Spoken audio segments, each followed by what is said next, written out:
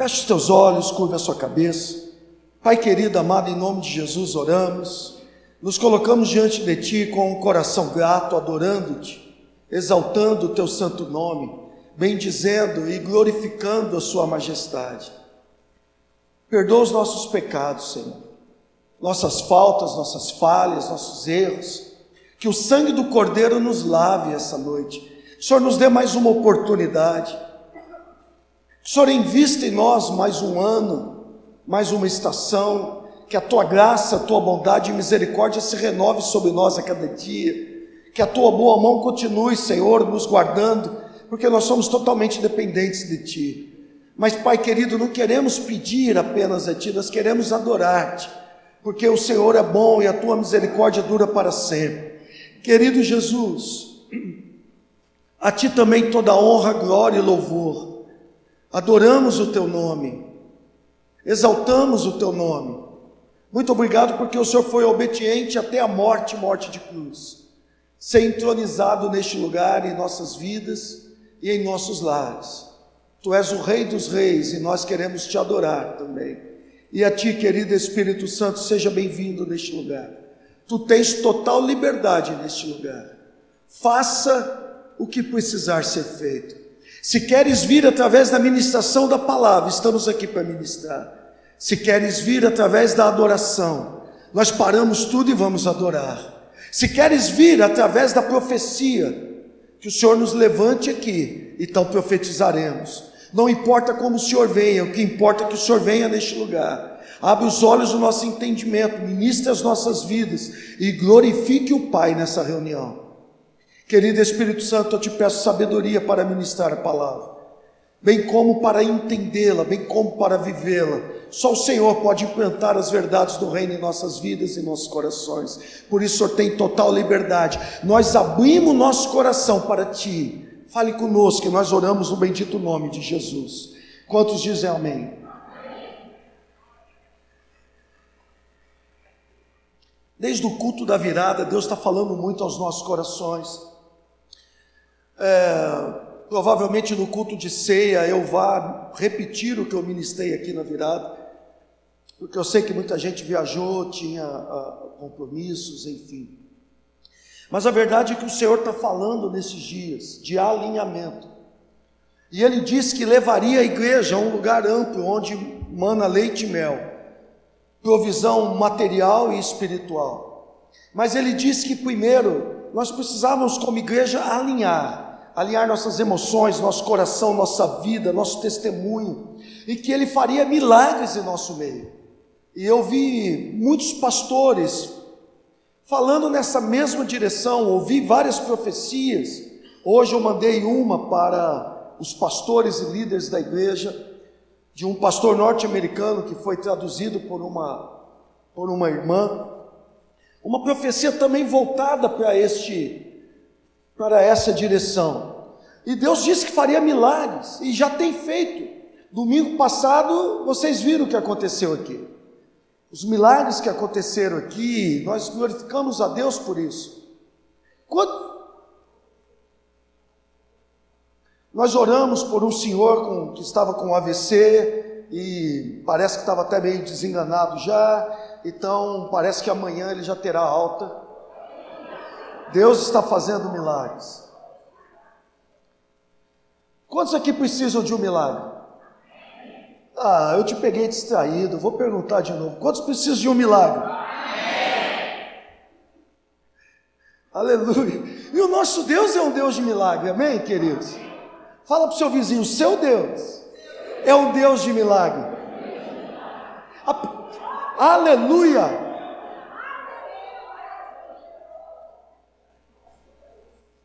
Eu gosto da Nina porque ela me incentiva. Alguns dormem, né? Mas a Nina não, ela está ligada. Aliás, analisa a sua vida. Se você dorme durante as ministrações, você pode estar precisando de libertação. Nos procure, não é brincadeira, isso é sério. E nós vamos orar com você. Salmo 47:2 diz assim, pois o Senhor Altíssimo é tremendo, e é o grande Rei de toda a terra. Pois o Senhor Altíssimo é tremendo e é o grande rei de toda a terra. Essa é a tradução Almeida Revista Atualizada.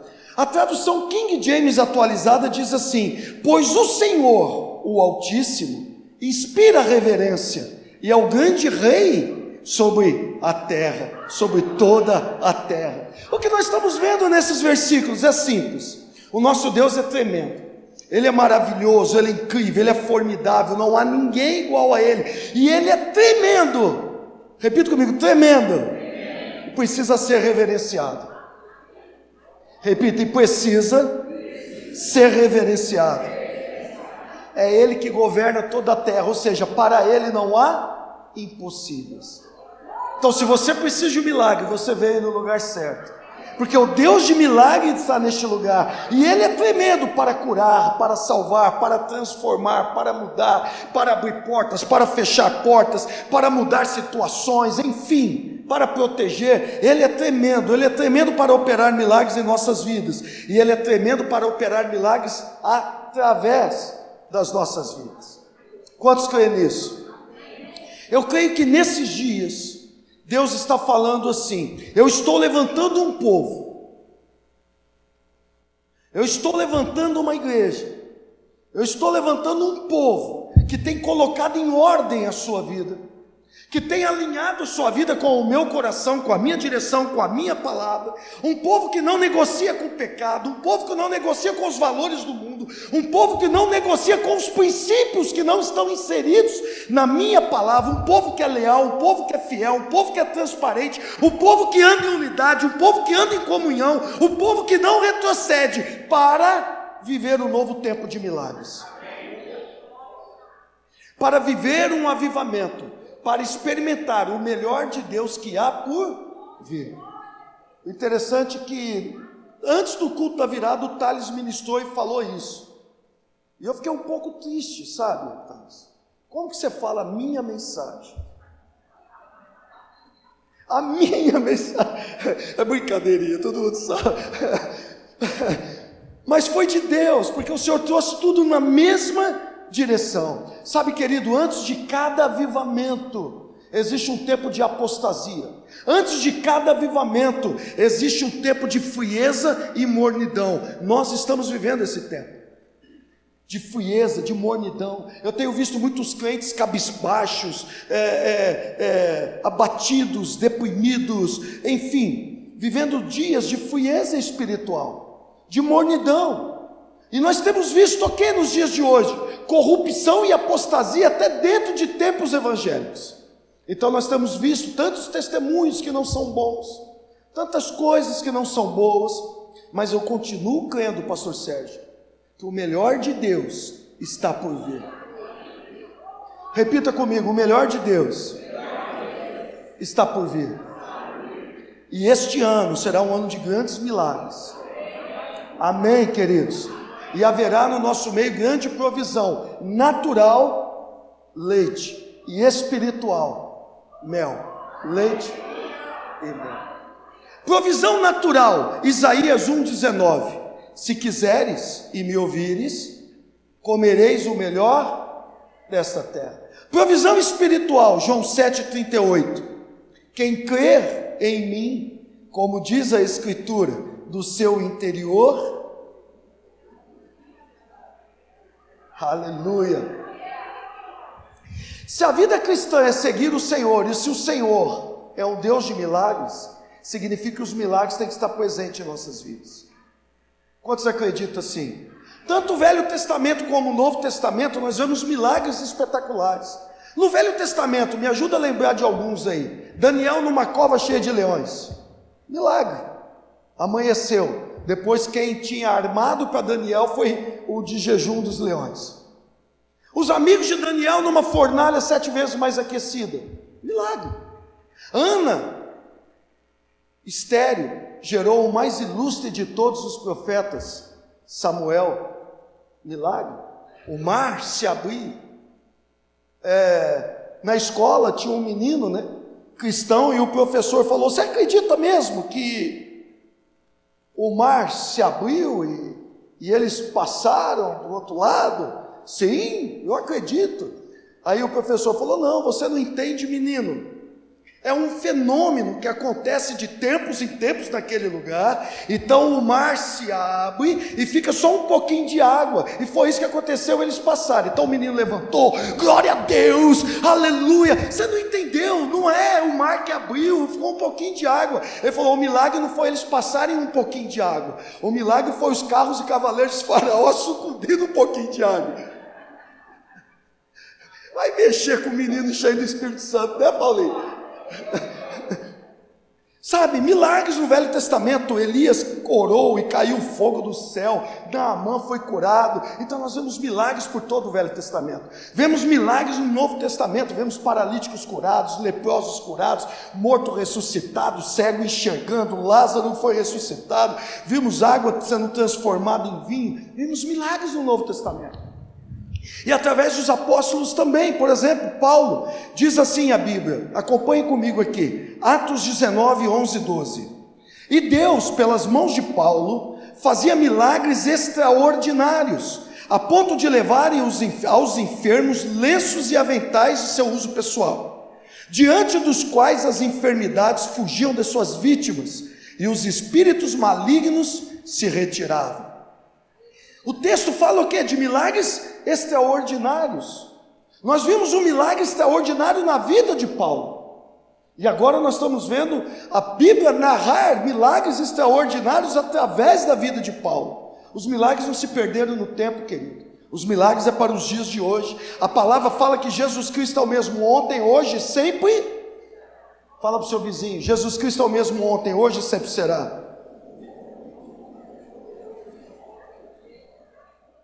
Isso significa que ele continua fazendo milagres.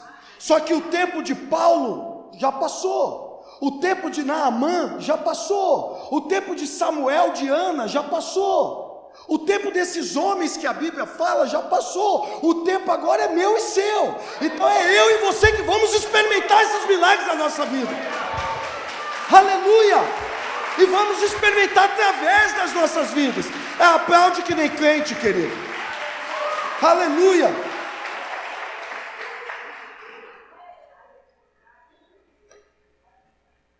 Eu acho que eu não posso me empolgar tanto.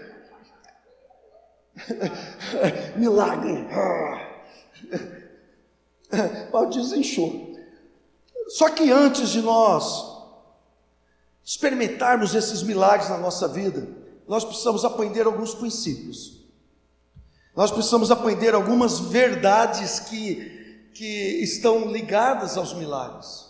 Eu quero falar um pouco sobre isso. O texto que nós lemos fala de um milagre, um acontecimento tremendo. O sol chegou a retroceder 10 graus.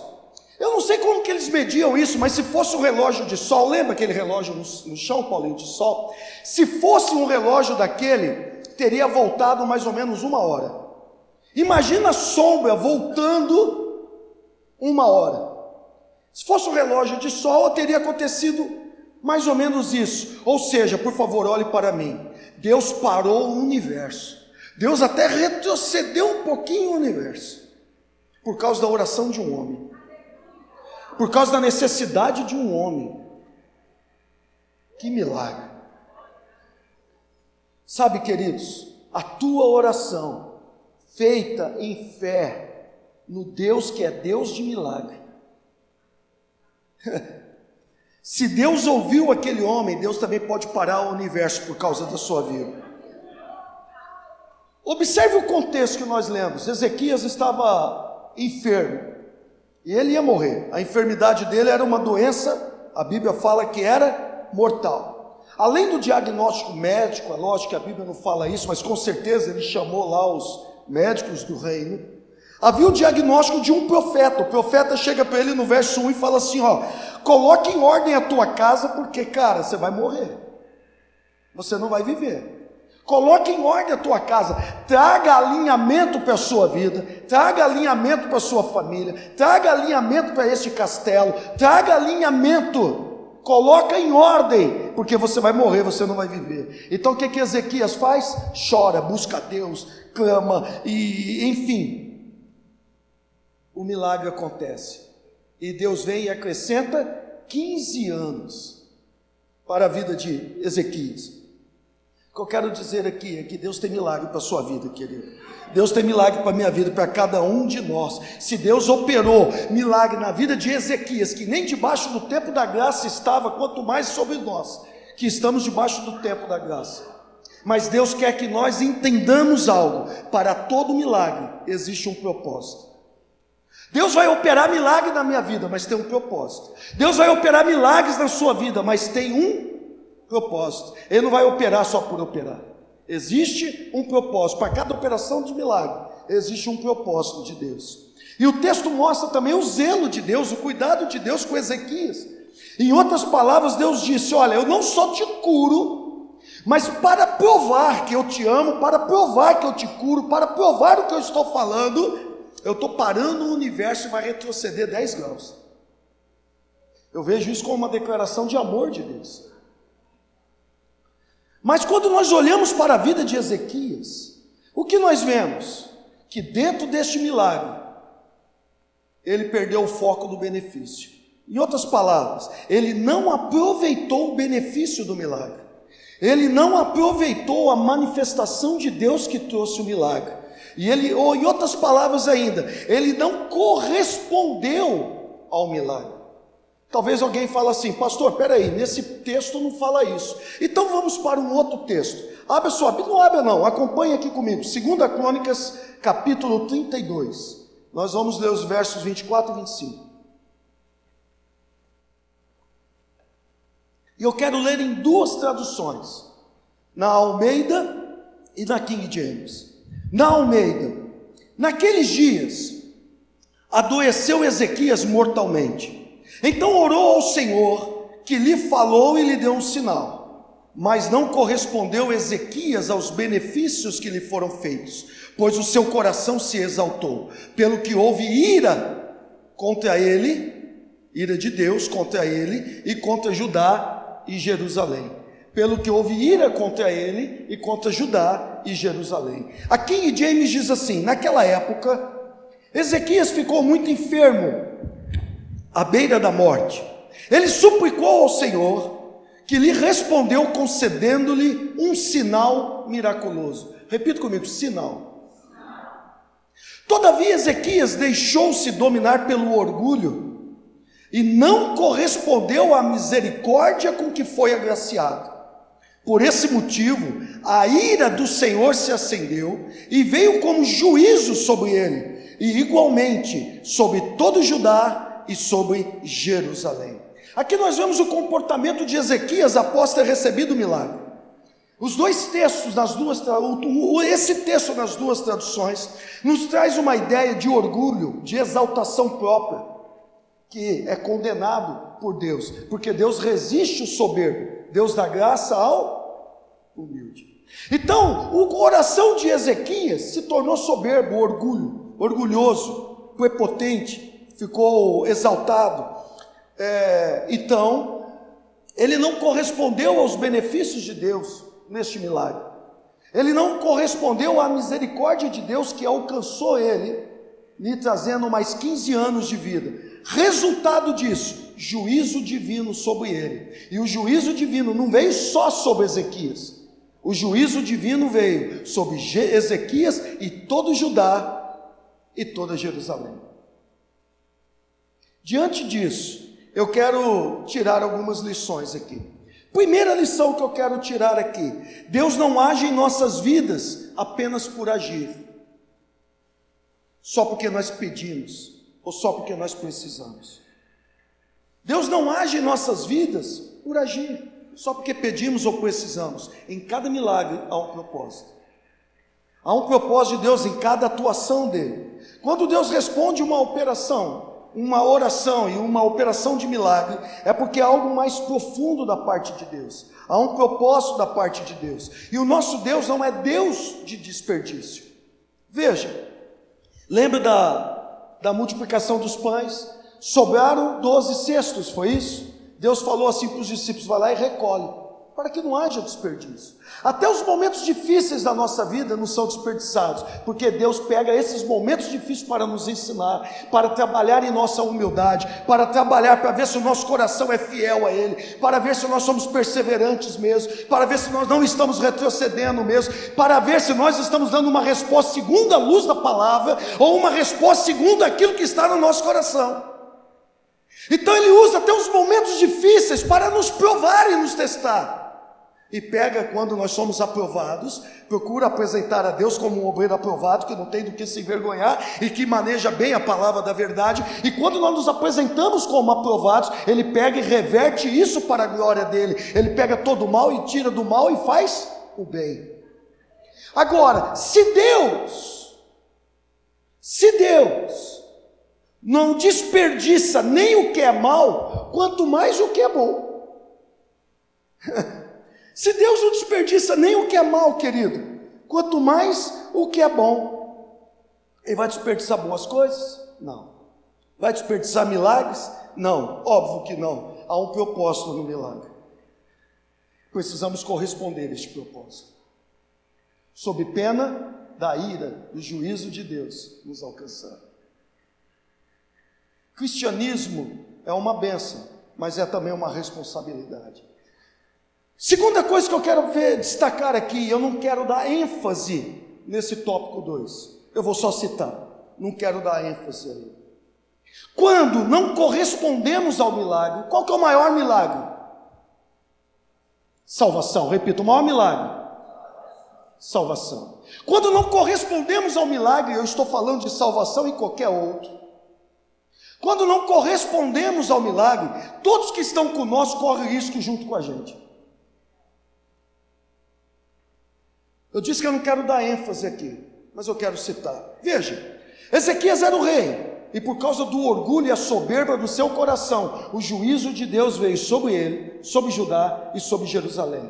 Não vou entrar em detalhes, não vou citar nome, mas eu tenho atendido muitas famílias que têm suportado o juízo de Deus por causa da língua traiçoeira de certa pessoa de dentro da casa. Foi salva para que dessa fonte saia uma boa água, e está saindo uma água má. E com isso está atraindo para o seu lar, a sua casa, um juízo de Deus. Sabe, querido, um Jonas no barco coloca todos que estão no barco em risco. E eu não quero dar ênfase aqui. Terceiro, receber o milagre de Deus não é apenas um privilégio. Receber o milagre de Deus é uma responsabilidade. Diz assim a palavra, Isaías 55:9. Porque assim como os céus são mais altos do que a terra, assim são os meus caminhos mais altos do que os vossos caminhos, e os meus pensamentos mais altos que os vossos pensamentos. Repita comigo, os valores de Deus são diferentes. Os pensamentos de Deus são mais altos, os caminhos de Deus são mais altos, os valores de Deus são mais altos que os nossos. Por mais que buscamos a Deus, por mais que nos santificamos, por mais que meditamos na palavra, por mais que jejuamos, por mais que oramos em línguas, por mais que nos entregamos, os valores de Deus continuam sendo mais altos. Os caminhos de Deus continuam sendo mais altos. E nesses dias nós temos visto, não só no mundo, mas infelizmente entrando dentro da igreja, pessoas que são apegadas a bens materiais e valores mesquinhos demais. Sabe, hoje o ter é mais importante do que o ser, o natural é mais importante que o espiritual, o passageiro é mais importante do que o eterno. E nós temos visto pessoas moldarem a sua vida em cima de princípios como esse. Nós temos visto isso lá fora e infelizmente dentro das igrejas tem entrado. Hoje as pessoas se ofendem rapidamente, a gente não pode nem corrigir uma pessoa que a pessoa já se ofende. Por causa do orgulho e a soberba que há no coração. Hoje as pessoas não conseguem perdoar aqueles que fizeram mal para ele, para a sua família, para os seus amigos, para alguém. Por que não consegue perdoar? Porque vê a atitude do ofensor segundo aquilo que está no seu coração. Não vê a atitude do ofensor segundo aquilo que está escrito na palavra. Porque quando nós vemos a atitude do ofensor segundo os princípios da palavra, perdoar é simples. Mas quando nós olhamos pela dureza do nosso coração, perdoar é impossível. São valores mesquinhos demais. Hoje as pessoas, ao invés de perdoar, elas querem vingança, e ainda falam de um irmão: Deus vai trazer justiça. E se esquece que a justiça de Deus é baseada no amor e no perdão. Deus vai trazer justiça mesmo. Deus vai perdoar, amar, lavar, remir essa pessoa. Valores mundanos, valores mesquinhos demais. Os valores de Deus são mais altos. Quando Deus quer trazer um milagre, Ele quer mudar valores em nossas vidas. Existe um propósito. Que esses milagres sirvam para mudar os nossos valores, mudar a nossa perspectiva, porque os valores de Deus são mais altos.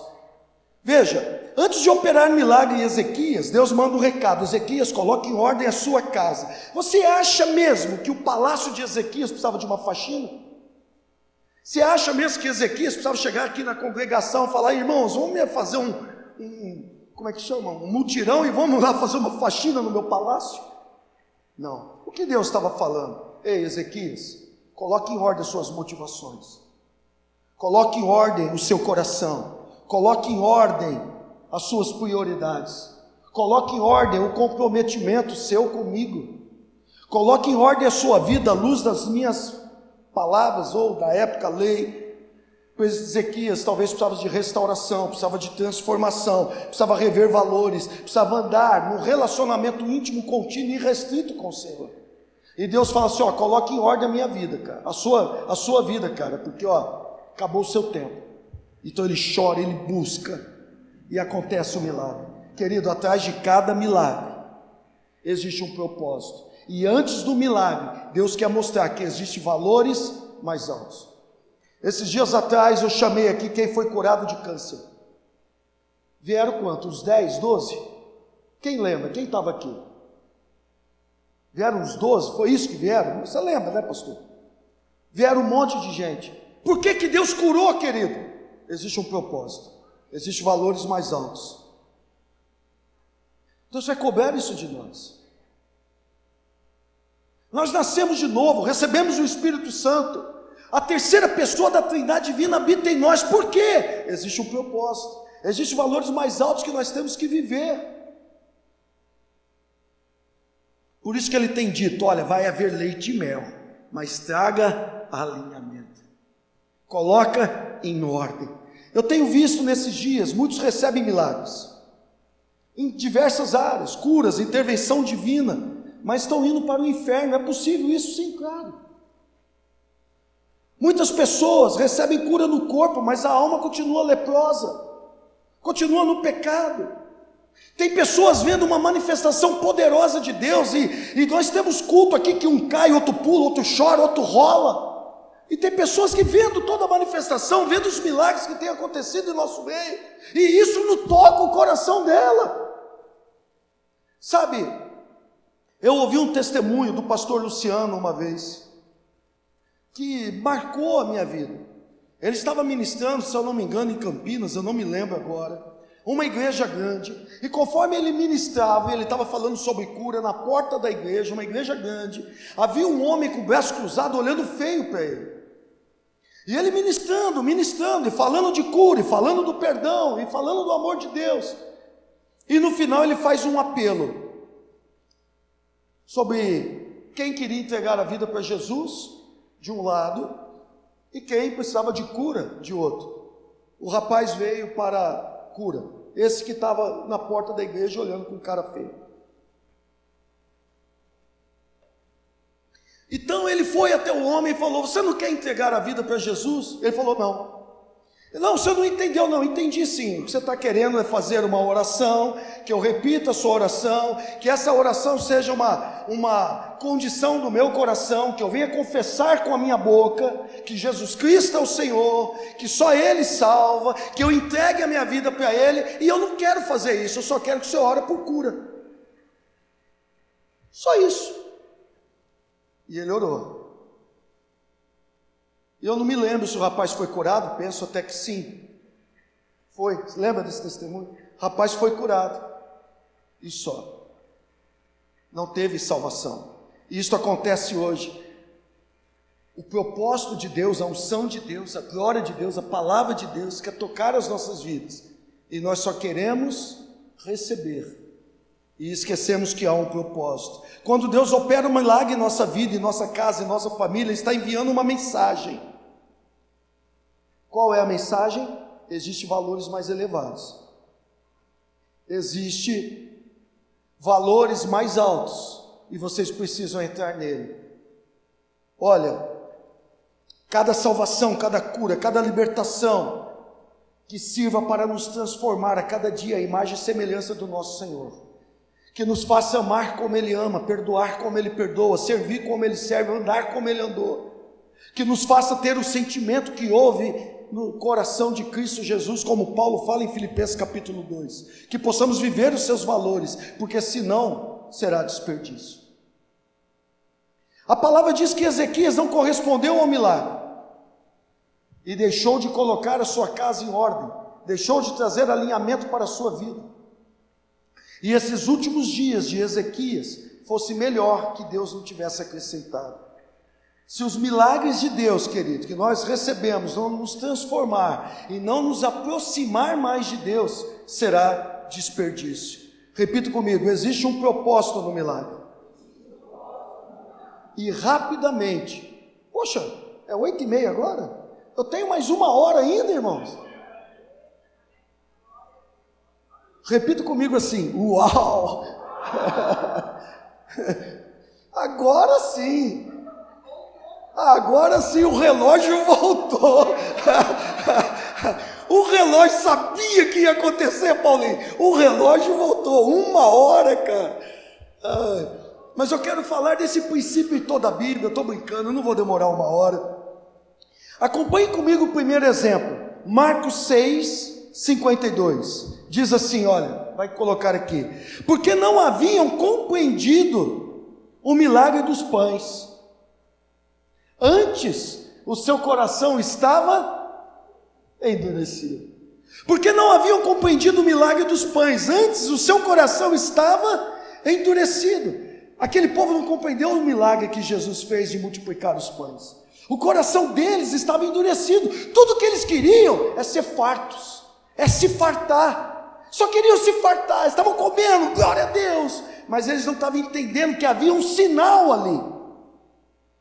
E no Evangelho de João, falando desse mesmo texto, no versículo 15, eu não vou ler o versículo 15, mas eles queriam fazer Jesus rei à força, e Jesus saiu fora.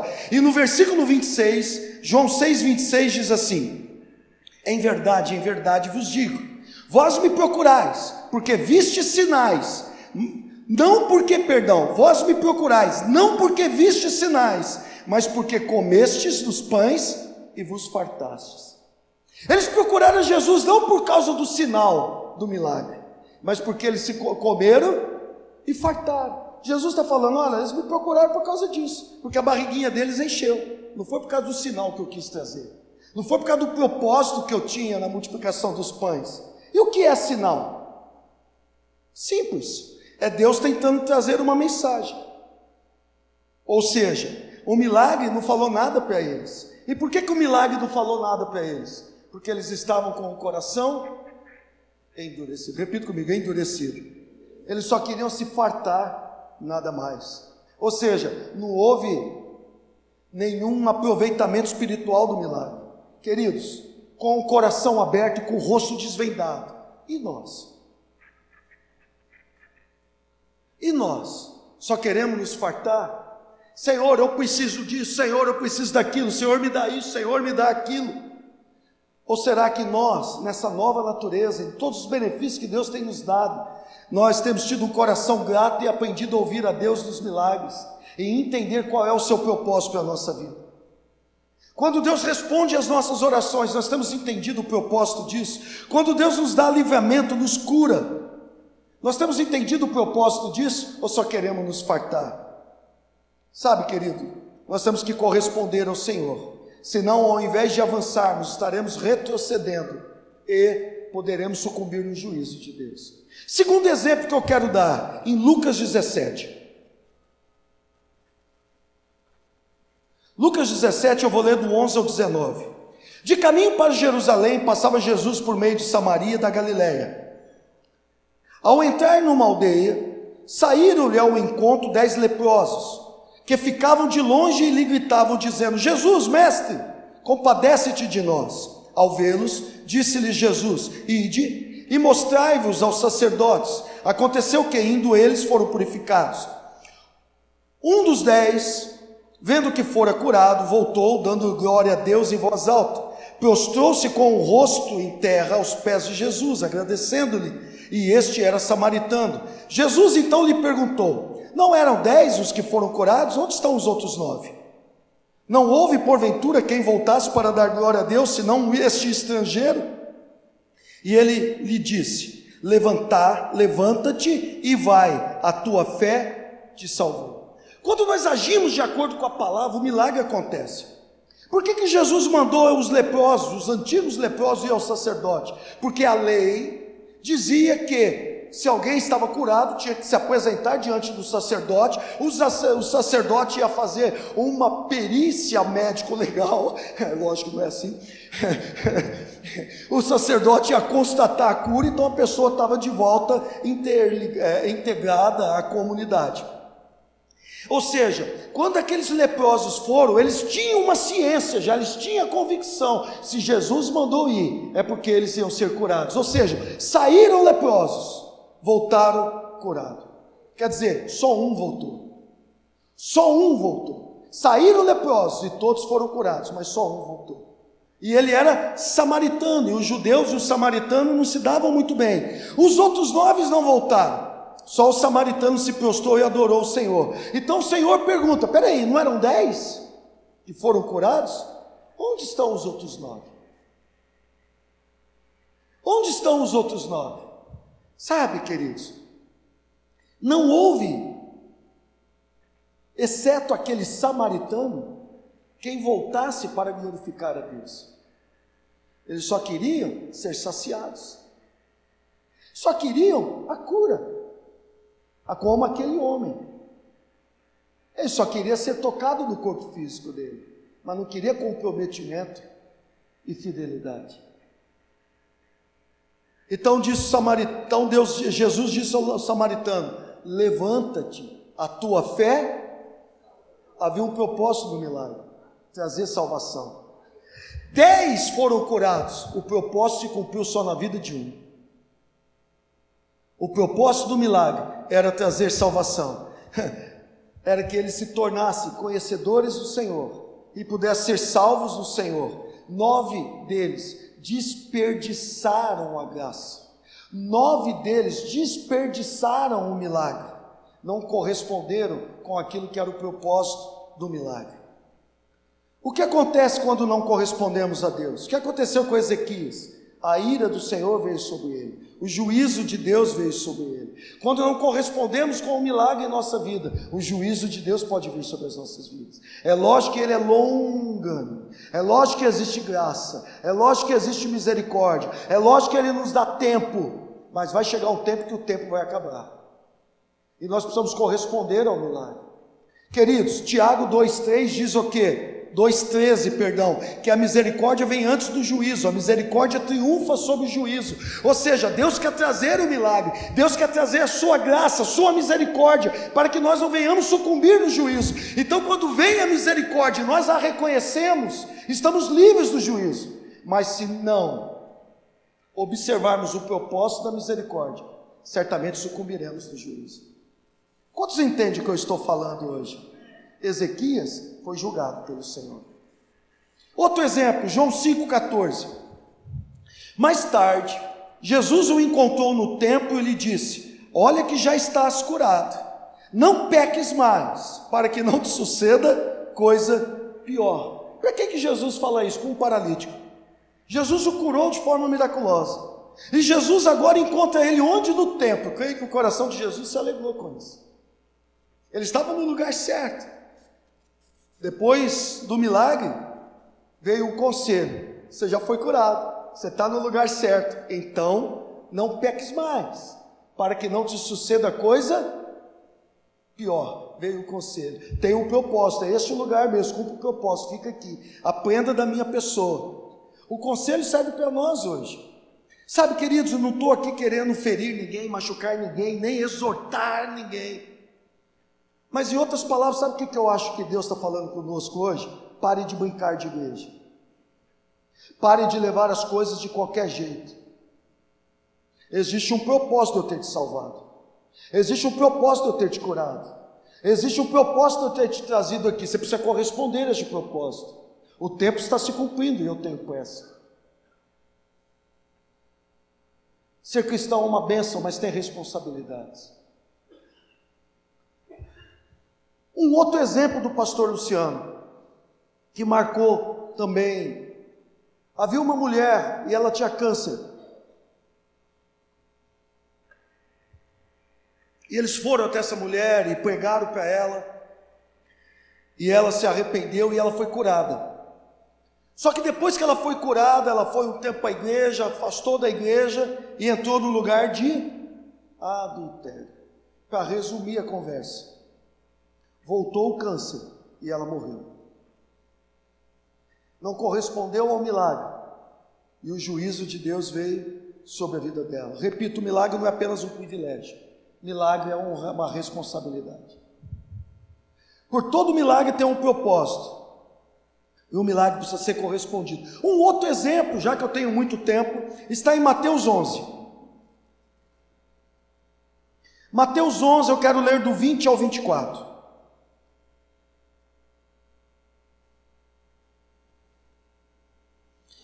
Olha só este exemplo. Jesus passou então Jesus a increpar as cidades nas quais ele operava muitos milagres. Jesus chegou para a cidade que ele operava muitos milagres. E vamos ver o que ele disse para essa cidade. Pelo fato de não terem se arrependido. Ai de ti, Corazim! Ai de ti, Betsaida! Porque se em Tiro e em Sidom tivesse operado os milagres que em vós se fizeram, há muito elas teriam se arrependido, com pano de saco e cinza. E contudo vos digo, no dia do juízo, haverá menos rigor para Tiro e Sidom do que para vós outros. Sério isso? Tu, Cafarnaum, elevar-te-ás, porventura, até o céu, descerás até o inferno, porque se em Sodoma tivesse operado os milagres que em ti se fizeram, teria ela permanecido até o dia de hoje. Digo-vos, porém, que menos rigor haverá no dia de juízo para a terra de Sodoma do que para contigo. Repita comigo, uau! Jesus chegou para essas cidades que operaram grandes milagres, e eles não se arrependeram, e ele chega ao ponto de dizer a Cafarnaum que Sodoma terá menos juízo do que eles. Que se em Sodoma tivesse operado os milagres que aconteceram em Cafarnaum, Sodoma teria se arrependido e teria prevalecido até aqueles dias. Mas Cafarnaum não se arrependeu. Sabe, queridos, para e pensa, abre o teu coração e tua mente. Aí fora está cheio de drogados, prostitutas e traficantes. Pessoas que não conhecem o Senhor. Só que eles não viram nem 5% dos milagres do mover e da palavra que nós já ouvimos aqui. Se essas pessoas tivessem ouvido, muitos deles teriam se arrependido. E muitos de nós estão brincando de crente. E o Senhor fala, haverá mais juízo para vós outros do que para Sodoma, do que para Tiro e Sidom. Sabe, às vezes nós criticamos quem vive abertamente no pecado e nos achamos superiores. Mas eu quero dizer que se eles corresponderem a Deus,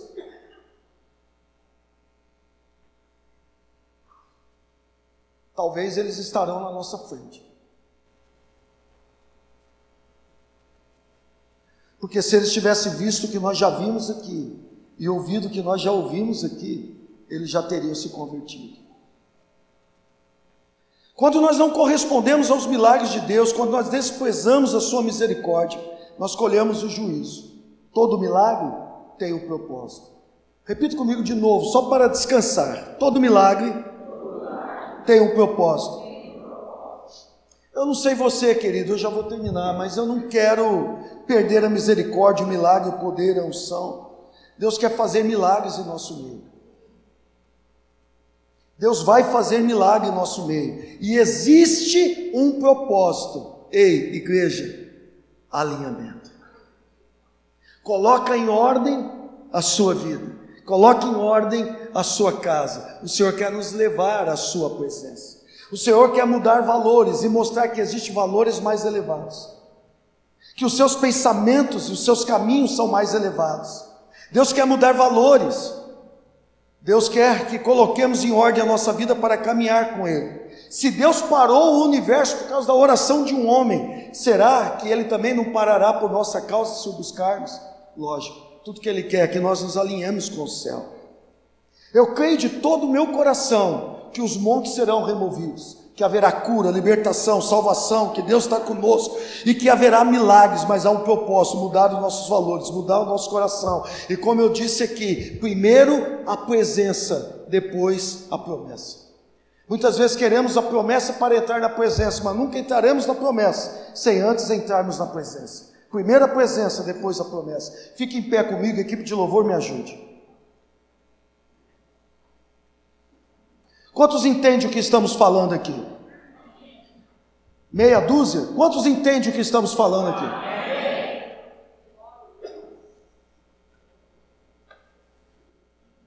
Concluindo, cristianismo, conversão, diz respeito ao que acontece dentro de nós e não fora de nós. Cristianismo e conversão diz respeito ao que acontece dentro de nós. E o que afetar o nosso coração vai afetar toda a nossa vida. Como o cristianismo é o que acontece dentro de nós, então o que afetar o nosso coração vai refletir em nossas atitudes, nossas motivações, nossas decisões, nossas ações, nossas reações, nosso falar, nosso servir. Este é o maior milagre, querido, é a transformação das nossas vidas. E o Senhor falou: eu quero trazer milagre para que você seja transformado em outro homem, em outra mulher. O maior de todos os milagres, qual é? A salvação da alma. A nova natureza que nós recebemos no Senhor. E para este milagre, Deus espera uma resposta nossa. Há um propósito, mudança de valores. Os pensamentos deles são mais altos, mais elevados. Os caminhos deles são mais altos, mais elevados. Ele está falando, olha, o pastor Hamilton citou aqui, o sangue do Cordeiro. A irmã que estava dirigindo o louvor citou aqui. Há um propósito para Jesus morrer naquela cruz, querido. Hoje há um propósito na nossa vida, sermos beneficiados por aquele sangue. O maior poder, o maior milagre é a transformação das nossas vidas. O maior poder, o maior milagre, querido, não é o que nos transforma por fora, é o que nos transforma por dentro e que vai refletir em toda a nossa vida, para que possamos ter relacionamentos. Repita comigo: relacionamentos. Primeiro com Deus. Repita: primeiro com Deus. Segundo, com o nosso próximo. O Senhor quer nos transformar e mostrar que existem valores mais altos para que possamos nos relacionar, primeiro com Deus, segundo com o nosso próximo. E aí não depende de temperamento, de afinidade, depende de transformação daquilo que aconteceu dentro de nós. A misericórdia triunfa sobre o juízo, mas se não correspondermos a ela, podemos sucumbir no juízo. Mais uma vez, há um propósito no milagre. Deus vai fazer milagre esse ano, querido. Eu não sei qual é o milagre que você precisa. Adore o Senhor por um instante.